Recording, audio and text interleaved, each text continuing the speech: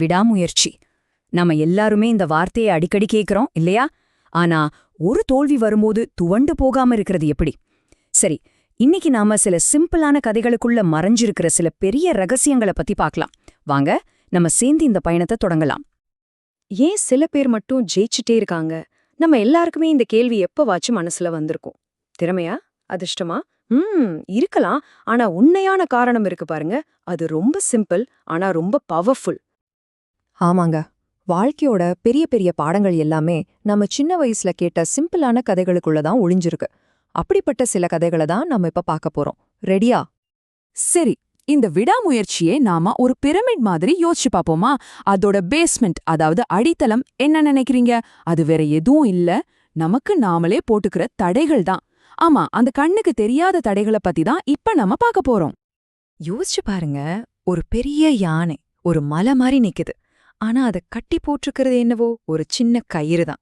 அதை நினைச்சா ஒரே செகண்ட்ல அந்த கயிற்று அறுத்துட்டு போயிட முடியும். ஆனா ஏன் அதை அப்படி செய்யாம அமைதியா நிக்குது? இதுக்கு காரணம் அதோட பாஸ்ட்ல தான் இருக்கு. அது குட்டியா இருந்தப்ப இதே கயிற்றால தான் அதை கட்டி போட்டிருந்தாங்க.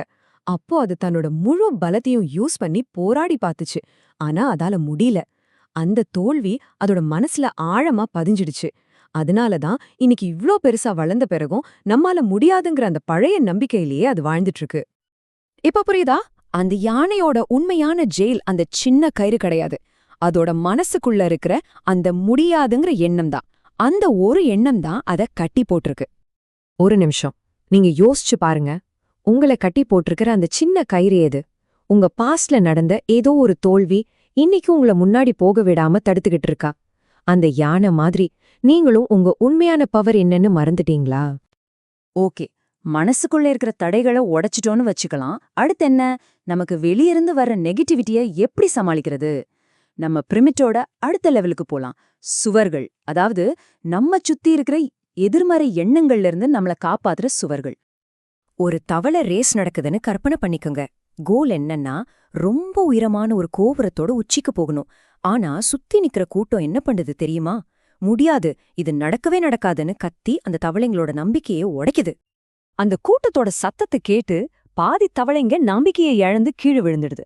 ஆனா என்ன ஆச்சரியம்னா, ஒரே ஒரு தவளை மட்டும் விடாம முயற்சி பண்ணி மேல ஏறிட்டே இருக்கு. அந்த நெகட்டிவ் சத்தம்லாம் அதுக்கு ஒரு ஃபியூவல் மாதிரி இருக்கு போல. அந்த தவளை எப்படி ஜெயிச்சதுன்னு தெரியுமா? அதோட சீக்ரெட் ரொம்ப சிம்பிள். அதுக்கு காது கேட்காது. ஆமா, சுத்தி இருந்தவங்க போட்ட அத்தனை நெகட்டிவ் கமெண்ட்ஸையும் அது தனக்கு கிடைக்கிற சப்போர்ட்னு நினைச்சுக்குச்சு. இதுல இருந்து நாம கத்துக்க வேண்டிய பாடம் என்னன்னா, நம்ம கனவை நோக்கி போகும்போது நம்மள தடுக்க 1000 பேர் 1000 சொல்லுவாங்க. அப்போ நம்ம அந்த ஜெயிச்ச தவளை மாதிரி எல்லா நெகட்டிவிட்டிக்கும் காது கேட்காத மாதிரி இருந்துடணும். நம்ம கோல் மட்டும்தான் நம்ம காதுல கேட்கணும்.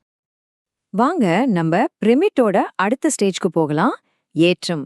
பல தடவை என்ன ஆகும்னா, நாம ஜெயிக்கிறதுக்கு ரொம்ப பக்கத்துல இருக்கும்போது தான் கிவ் அப் பண்ணிடுவோம். அது எவ்ளோ பெரிய தப்புன்னு இப்ப பார்க்கலாம். ஒருத்தர் பல மாசமா ராத்திரி பகலா கஷ்டப்பட்டு ஒரு இடத்துல தங்கம் தேடி தோன்றாரு. அவரோட உழைப்புக்கு பலனும் கிடைக்குது. ஒரு பெரிய தங்க சுரங்கத்தை கண்டுபிடிக்கிறாரு. ஆனா திடீர்னு அந்த தங்கம் வர்றது நின்னுடுது. அவ்வளவுதான், விரக்தியில அவரோட கருவிகளெல்லாம் தூக்கி போட்டுட்டு அந்த இடத்த விட்டே போயிடுறாரு. அந்த ஒரு நிமிஷம், அவர் எடுத்த அந்த ஒரு முடிவு, பல மாசமா அவர் பட்ட கஷ்டம், சிந்தின வேர்வை, அவரோட கனவு எல்லாமே அந்த ஒரே செகண்ட்ல வீணா போச்சு. வேலைய நிறுத்திட்டு நம்பிக்கையே இல்லாம அங்கிருந்து கிளம்பிட்டார். ஆனா இங்கதான் ஒரு ஷாக்கிங்கான விஷயம். அவர் எங்க தோன்றத நிறுத்தினாரோ அங்கிருந்து ஜஸ்ட் 3 அடி தூரத்துல உலகத்தோட மிகப்பெரிய தங்க புதையல் ஒன்னு காத்துக்கிட்டு இருந்துச்சு. அவர் வித்த கருவிகளை வாங்கின அடுத்த ஆள் அந்த அதிர்ஷ்டக்காரரா மாறிட்டாரு. இதிலிருந்து நாம தெரிஞ்சுக்க வேண்டிய விஷயம் ஒன்னே ஒண்ணுதான். உண்மையான தோல்விங்கிறது கீழே விழுறதில்ல, முயற்சிய கைவிடுறதுதான். நீங்க போதுண்டா சாமின்னு நினைக்கிற அந்த நிமிஷம்தான் ஒருவேளை உங்க வெற்றிக்கான திறவுகோலா கூட இருக்கலாம். அதனால நெவர் கிவ் அப். இப்ப நம்ம பிரமிட்டோட சென்ட்ரு பகுதிக்கு வந்திருக்கோம். இது முழுக்க முழுக்க உங்களை பத்தினது. பிரச்சனைகள் வரும்போது உங்க உண்மையான கேரக்டர் எப்படி வெளியே வருது, அதை பத்தி கொஞ்சம் ஆழமா பார்க்கலாம். வாழ்க்கையில வர்ற கஷ்டங்களை ஒரு பாத்திரத்துல கொதிக்கிற தண்ணி மாதிரி நினைச்சுக்கோங்க. அந்த கொதிக்கிற தண்ணிக்குள்ள, அதாவது ஒரு பிரச்சனைக்குள்ள நீங்க போகும்போது என்னவா மாறுறீங்க? இங்க பாருங்க, உருளைக்கிழங்கு உள்ள போகும்போது ரொம்ப ஹார்டா இருக்கு. ஆனா கஷ்டம் வந்ததும் அது சாஃப்டா வீக்கா மாறிடுது. முட்டை உடையற மாதிரி சாஃப்டா உள்ள போகுது, ஆனா கஷ்டத்துல உள்ளுக்குள்ள ரொம்ப ஹார்டாயிடுது. ஆனா காஃபி பவுடர் என்ன பண்ணுது, அது தன்னை சுத்தி இருக்கிற அந்த தண்ணியவே மாத்தி ஒரு புது மணமான பானமா உருவாக்கிடுது. இப்ப நீங்க சொல்லுங்க, கஷ்டம் வரும்போது நீங்க உருளைக்கிழங்கு மாதிரி சோர்ந்து போறீங்களா, இல்ல முட்டை மாதிரி உள்ளுக்குள்ள இறுகி போறீங்களா, இல்ல காஃபி மாதிரி அந்த சூழ்நிலையே உங்களுக்கு சாதகமா மாத்துற ஒரு சக்தியா இருக்கீங்களா? முடிவு உங்க கையில தான் இருக்கு. ஃபைனலா நம்ம பிரமிடோட உச்சிக்கு வந்தாச்சு. இங்கதான் விடாமுயற்சியோட உண்மையான அர்த்தமே இருக்கு. அது ஒரு சாய்ஸ் இல்ல, அது ஒரு கட்டாயம். ஒவ்வொரு நாளும் நாம செஞ்சே ஆக வேண்டிய ஒரு விஷயம். ஒவ்வொரு நாள் காலையிலயும் ஆப்பிரிக்கா காட்டுல ஒரு மான் முழிக்குது. அது சிங்கத்தை விட வேகமா ஓடினாதான் அதால உயிர் வாழ முடியும். அதே நேரத்துல ஒரு சிங்கமும் முழிக்குது. அது மானை விட வேகமா ஓடினாதான் அதுக்கு சாப்பாடு. சோ நீங்க சிங்கமா இல்ல மானாங்கிறது மேட்டரே இல்ல. நீங்க பிரச்சனைகள்ருந்து தப்பிக்க ஓடுறீங்களா இல்ல உங்க இலக்க துரத்தி ஓடுறீங்களாங்கிறதும் முக்கியம் இல்ல.